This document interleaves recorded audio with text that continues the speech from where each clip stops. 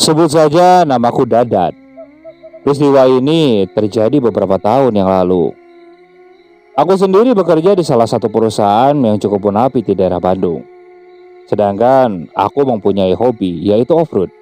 Off-road menggunakan motor trail ataupun menggunakan mobil. Hobi itu sudah aku geluti dari sebelum aku menikah. Karena dulu memang aku sangat hobi motor trail. Aku jelajahi beberapa tempat yang katanya cukup menantang. Nah, ketika aku sudah bekerja, aku mampu membeli mobil. Nah, disitulah aku nyoba off-road menggunakan mobil. Ternyata sama-sama juga menarik. Dulu itu aku sering off-road sendirian kalau menggunakan motor. Nah, ketika pakai mobil, paling sedikit biasanya berdua, jarang sampai sendirian. Apalagi kalau ada momen acara, biasanya kita gabung dengan komunitas untuk melakukan off-road ke daerah tertentu. Dari mulai perbukitan, gunung, perkebunan teh, semuanya sudah aku coba. Biasanya ketika aku libur dari tempat kerja, aku akan melakukan off-road. Kebetulan salah satu temanku di tempat kerja ini, sebut saja namanya Bayu, dia mempunyai hobi yang sama denganku, yaitu melakukan off-road. Beberapa kali pernah dia berangkat off-road denganku. Alhamdulillahnya dia cocok. Nah, liburan kali ini rencananya aku dan si Bayu ini akan melakukan off-road. Karena kita mendengar ada salah satu lokasi di daerah Bandung, katanya cukup menantang. Orang-orang pribumi di sana menyebutnya dengan sebutan Leuweung Kunti atau hutan Kunti. Katanya bukan tanpa sebab hutan tersebut dinamai hutan Kunti. Menurut beberapa sumber, katanya nama tersebut atau hutan tersebut dinamai hutan Kunti karena di hutan itu kerap kali muncul penampakan kuntilanak. Banyak off-roader yang kesana itu mengalami kejadian seram. Nah, di situ aku dan si Bayu ini merasa tertantang karena kita memang belum nyoba jalur ke sana. Awalnya sempat aku ngajak komunitasku untuk pergi ke sana. Tapi komunitasku waktunya itu katanya tidak bisa ketika pas aku libur. Jadi otomatis aku sama Bayu saja yang berangkat. Jauh hari sebelum ke hari H tersebut, kita memang sudah persiapan. Aku juga sudah izin kepada keluargaku termasuk istri dan anak-anakku kalau aku rencananya mau off-road dan nginep di sana. Memang biasanya kalau nginep lebih menantang. Kita sekaligus ngepreskan pikiran dari penatnya bekerja. Ya pokoknya kita pengen membebaskan pikiran kita dengan sesuatu yang positif juga. Kebetulan Bayu juga memang sebelum dia bekerja, dia ini salah satu aktivis yang memang suka mendaki gunung. Jadi untuk perlengkapan camping, otomatis si Bayu ini lengkap lah. Saat itu aku bilang ke si Bayu, nah rencananya kita ini berangkat nanti sore, hari Jumat. Kalau memang situasi memungkinkan, kita pulang ini Sabtu sore. Kalau misalnya lebih enak situasi di sana, ya mungkin bisa-bisa pulang kita hari Minggu. Aku bilang seperti itu. Jadi antisipasinya kita nginep satu malam paling sebentar. Aku dan Bayu ini langsung membagi perlengkapan. Apa saja yang harus dibawa, termasuk perbekalan dan makanan lain sebagainya. Setelah semuanya siap, kita tinggal menunggu hari H saja. H-1 sebelum berangkat, aku sempat bertemu dengan salah satu temanku. Namanya si Yusuf. Kebetulan dia ini bukan teman satu kerja, tapi teman satu komunitas di dalam off-road biasanya. Pulang kerja saat itu sempat kita bertemu di salah satu kafe. Nah, di situ awalnya kita ngebahas yang lain. Dan tiba-tiba si Yusuf bertanya, apakah jadi rencana off-road ke sana?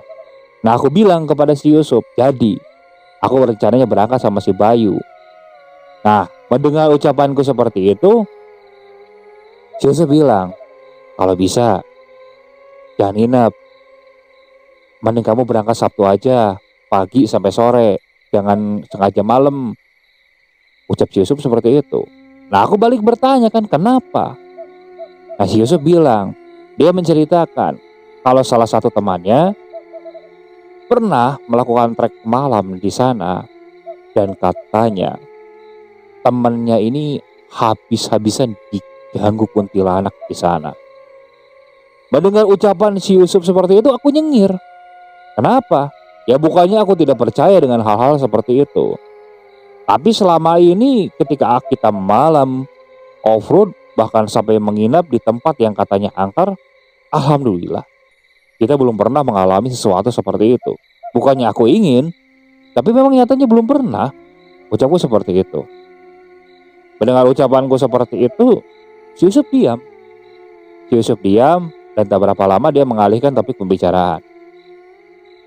Hingga saat kita akan pulang, si Yusuf kembali bilang, ya sudah, hati-hati aja kalau berangkat. Nanti kabar-kabari aja ya. Kalau asik ya, insya Allah kita bareng komunitas lah, kita ke sana, kita agendain. Ucap si Yusuf seperti itu. Aku hanya mengiyakan. Esok harinya, aku tetap masuk kerja, tapi setengah hari saat itu.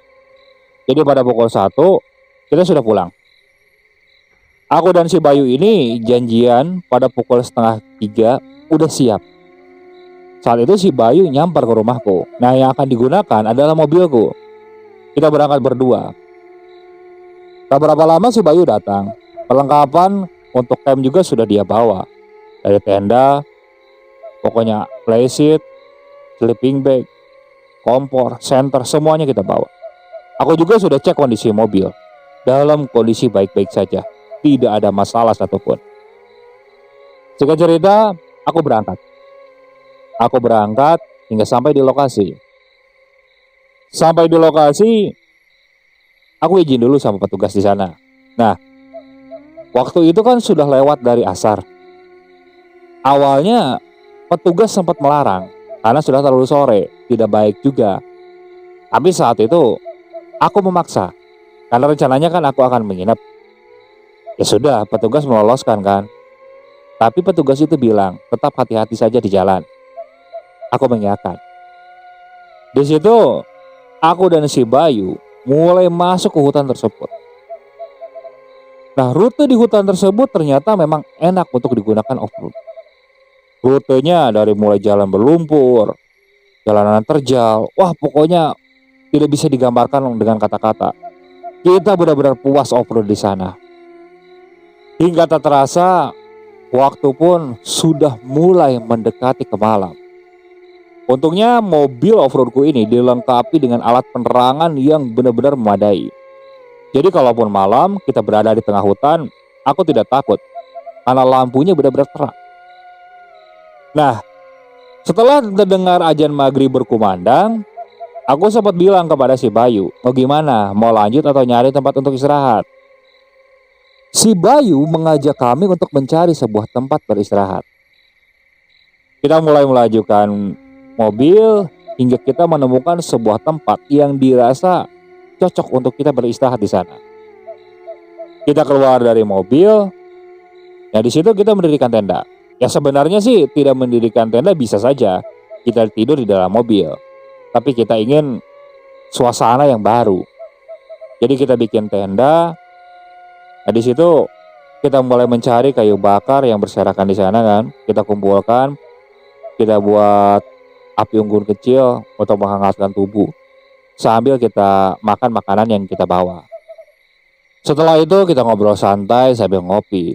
Nah di situ yang tidak kita bahas masalah pekerjaan saja, karena aku tidak mau membahas atau membawa masalah pekerjaan ini di waktu kita bersantai. Jadi kita bahas masalah yang lain saja. Nah di situ aku baru menyadari, mungkin hutan tempat kita beristirahat ini yang disebut oleh orang-orang di sekitar Leuweung Kunti. Karena sebelum masuk ke wilayah ini, aku sempat melihat di sebuah pertigaan. Di situ ada petunjuk yang bertuliskan Leuweung Kunti dan satu lagi Tangkuban Perahu. Ya mungkin ini yang disebut Leuweung Kunti. Tapi di situ aku tidak terpikir. Menurut orang-orang kan di sana seram, horor. Tapi bagiku seperti biasa saja, layaknya hutan biasa. Nah di situ aku ngobrol dengan si Bayu ini, tak terasa waktu sudah menunjukkan pukul 8 saat itu. Nah di saat pukul 8 ini, Dari jarak mungkin sekitar 20 meteran dari depanku, aku seperti melihat ada seorang kakek-kakek tua. Kakek tua ini dia seperti memikul sesuatu, tapi dia tidak mengenakan pakaian. Celananya itu celana hitam, layaknya celana yang biasa digunakan oleh petani. Dia berjalan. Aku panggil si Bayu. Yuk, itu orang lagi ngapain? Malam-malam kayak gini kok di hutan? Ucapku seperti itu kan. Si Bayu melihat ke arah yang aku tunjukkan. Dan dia juga melihat sosok petua itu berjalan. Nah, posisinya dia tidak berjalan ke arahku, tapi dari kejauhan dia hanya lewat, dan setelah itu menghilang. Si Bayu saat itu berpikir, mungkin itu warga pribumi yang sedang mencari kayu bakar dan kemalaman mungkin. Nah, di situ logis juga, karena aku di beberapa tempat juga pernah menemukan hal seperti itu. Aku lanjut ngobrol kan. Lanjut ngobrol, dan tak berapa lama kemudian, kali ini aku melihat di sebelah kiri Bayu, jaraknya lumayan jauh di tempat yang cukup gelap. Kali ini aku seperti melihat ada seorang wanita tua. Wanita tua menggunakan kebaya. Dia berdiri, tangannya dikebelakangin, dan dia menatap ke arah kami.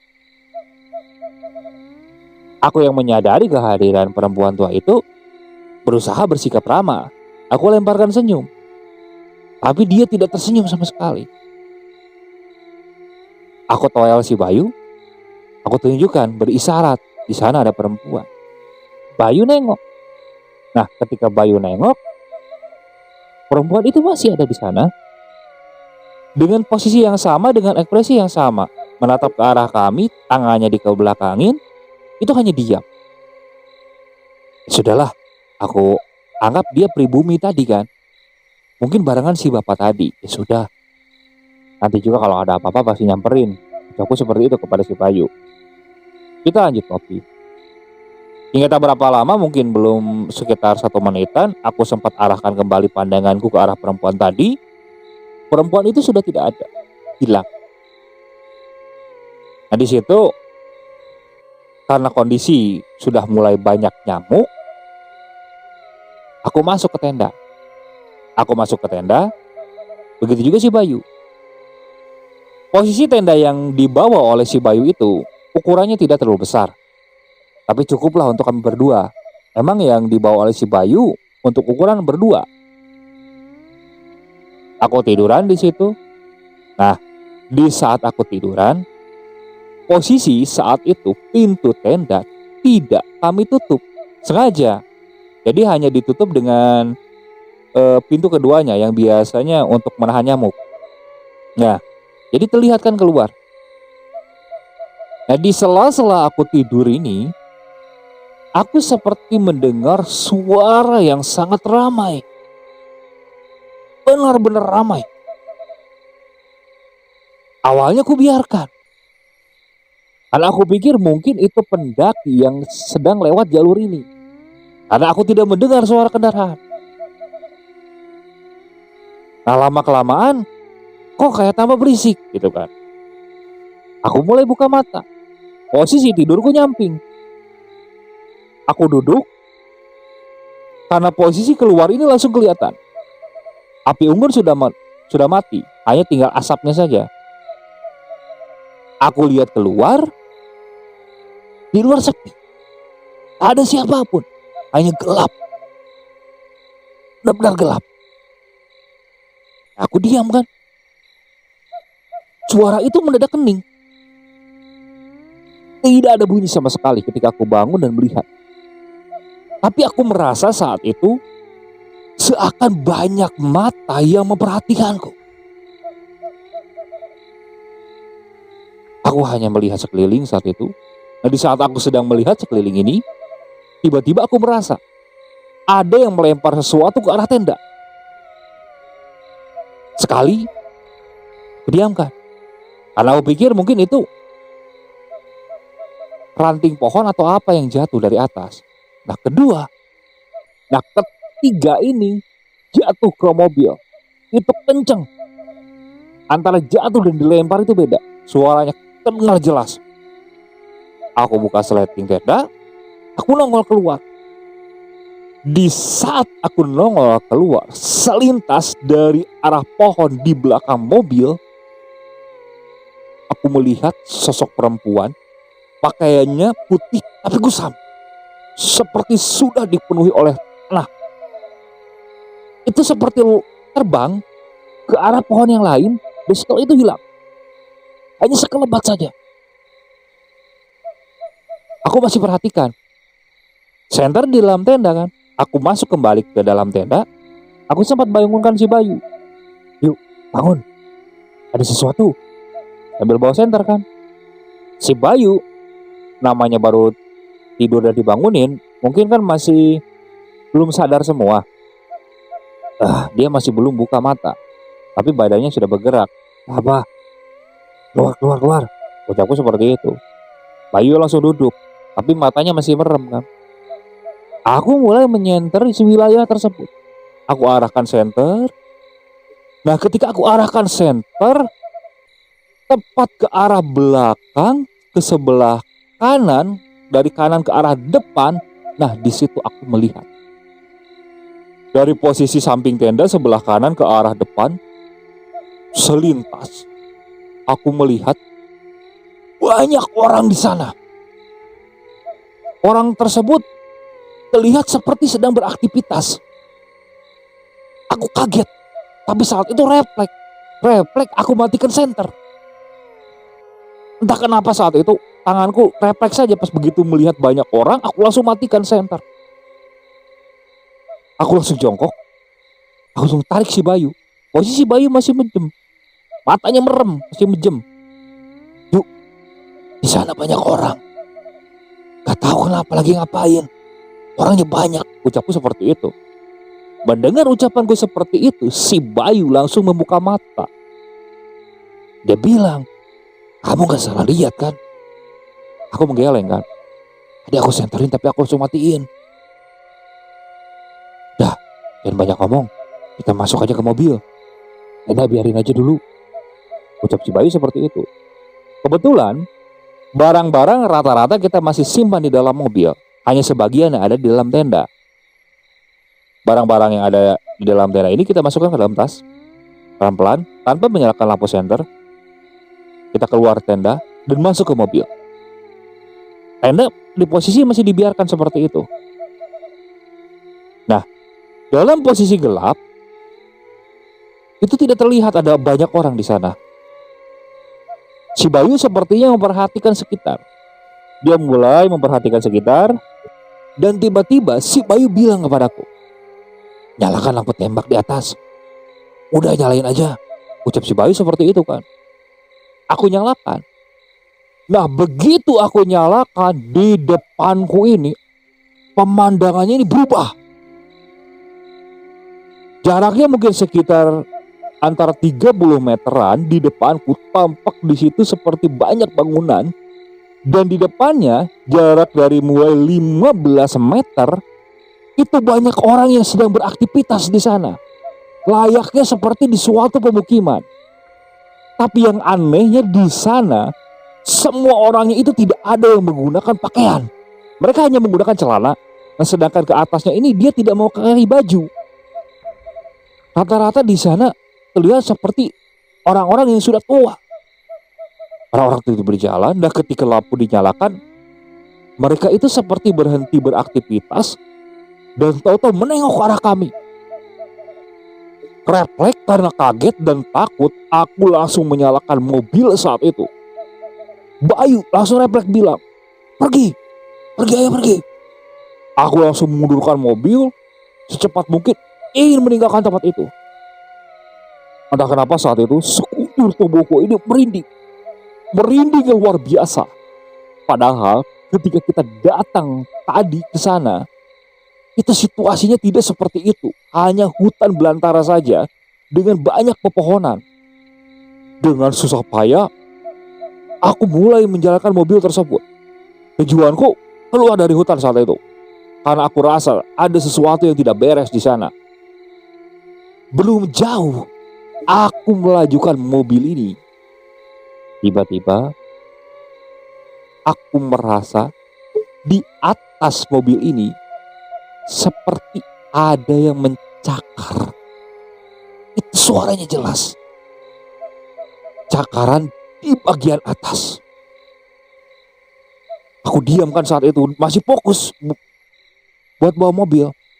Tapi pandanganku sempat melihat ke atas. Bayu yang menyadari kepanikanku ini, dia bilang, udah biarin aja, biarin. Saat Bayu bilang seperti itu, tepat di sebelah kiri, di samping si Bayu, di luar, aku seperti melihat ada sebuah rambut yang tiba-tiba mencuntai ke bawah. Rambut itu panjang.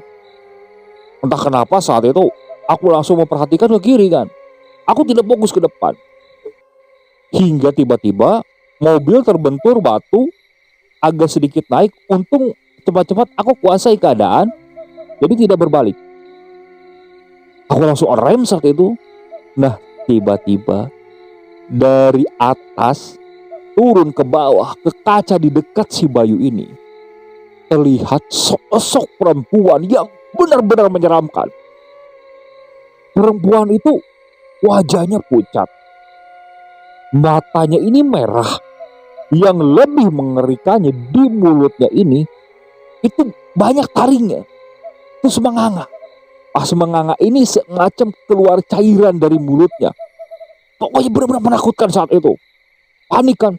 Aku panik, berusaha untuk menyalakan mobil lagi. Mobil ini malah mati. Malah mati otomatis. Semuanya gelap. Tidak bisa terlihat sama sekali. Aku tambah panik saat itu. Bayu juga ikutan panik kan. Berusaha aku menyalakan mobil.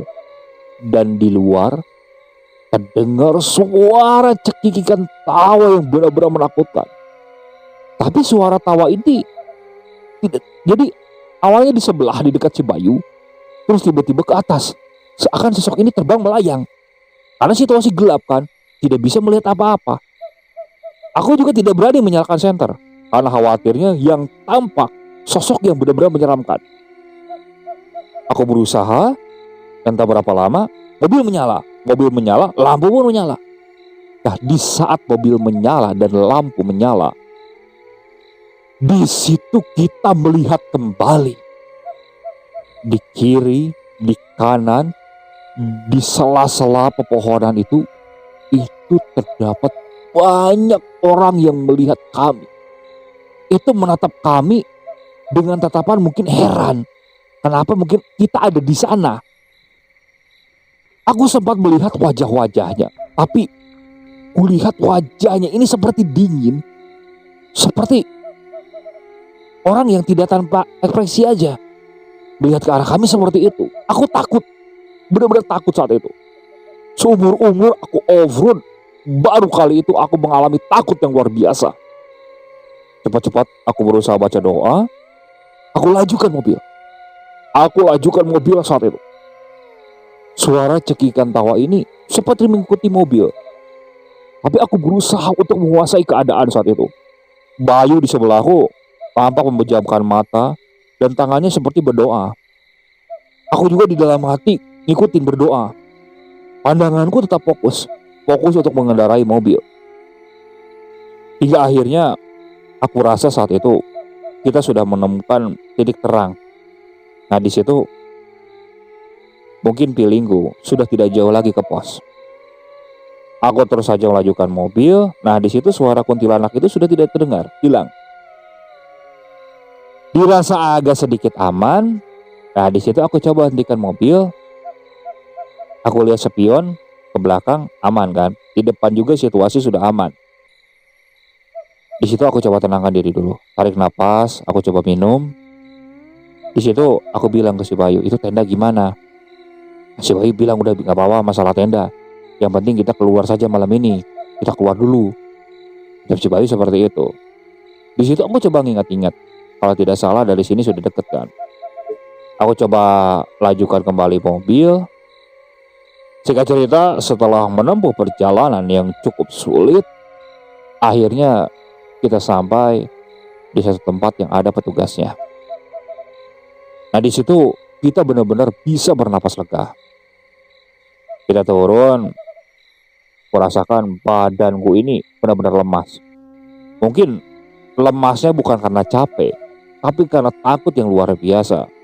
Aku tidak menyangka kalau saat itu aku akan mengalami suatu kejadian yang seperti itu kan. Aku duduk dulu, minum. Nah, setelah itu tampak ada satu petugas yang menghampiri kami kan. Menghampiri kami, terus bertanya, kenapa bisa sampai pulang malam-malam seperti ini? Aku bilang kalau rencana awalnya kan aku akan menginap. Terus tadi kayaknya aku menginap di Leweng Kunti. Mendengar ucapanku seperti itu, tampaknya petugas di sana sudah tidak aneh dan sudah menyadari kalau aku diganggu di sana. Dan dia tahu-tahu bilang seperti ini. Oh, diganggu ya? Makanya pulang lagi ke sini. Aku hanya mengangguk. Udah, hati-hati aja Kang. Kalau ke sana kalau bisa jangan malam. Soalnya orang pribumi sana juga kalau udah asar itu udah nggak ada yang berani aktivitas ke sana Kang. Jadi di sana kan dikenal banyak setannya, ucap orang tersebut. Namun tak berapa lama orang itu lalu pergi. Nah, di situ aku benar-benar bernapas lega bisa keluar dari tempat itu. Bayu juga seperti itu kan. Singkat cerita, kita melanjutkan malam menginap di pos sana. Pagi harinya, setelah siang, sebenarnya ada rasa penasaran, ingin mengambil tenda kan ke sana. Tapi kalau berdua rasanya takut walaupun siang, apalagi tadi malam kita mengalami hal seperti itu kan. Aku minta tolong petugas di sana supaya mengantar kami. Ya biar kita kasih uang lebih saat itu. Untungnya petugas itu mau kan. Di situ aku coba mengingat-ingat kembali jalan yang kita lewati tadi malam. Nah, setelah menempuh perjalanan yang lumayan jauh, akhirnya kita sampai. Nah, ketika kita sampai di sana, aku melihat tenda dalam keadaan baik-baik saja. Tapi situasi di sana ini masih layaknya hutan. Tidak ada pemukiman, tidak ada apapun di sana. Hanya ada tenda, terus bekas api unggun kami dan beberapa sampah yang belum sempat kami bereskan. Karena kami keburu takut dan kabur kan. Di situ aku membereskan tenda, terus membereskan sampah-sampah yang berserakan kan, yang bekas kami. Di situ langsung aku balik kan, aku balik bersama petugas itu. Tapi petugas bilang, udah lewat rute lain saja, lanjut berpetualang aja, kata petugas tersebut kan. Ya aku pikir benar juga kan saran petugas itu. Aku lanjutkan berpetualang ke rute itu sampai menemukan titik lainnya. Nah, di situ aku akuin kalau rute di sana untuk off-road itu benar-benar luar biasa. Tapi ya di balik itu semua ternyata di tempat itu memang ada tempat-tempat yang cukup seramnya. Oke, sekian untuk cerita kali ini. Saya mohon maaf apabila masih banyak kekurangan dalam pembawaan ceritanya. Kritik dan sarannya silakan kalian bisa cantumkan di kolom komentar. Tak lupa saya juga ucapkan terima kasih kepada narasumber yang sudah membagikan kisahnya, termasuk para penonton yang sudah mampir dan mendengarkan cerita dari channel Rentera Keramat ini. Semoga kalian selalu diberikan kesehatan, dilancarkan rezekinya, dan dijauhkan dari musibah. Terus ikuti cerita yang dibawakan oleh channel Rentera Keramat ini. Assalamualaikum warahmatullahi wabarakatuh.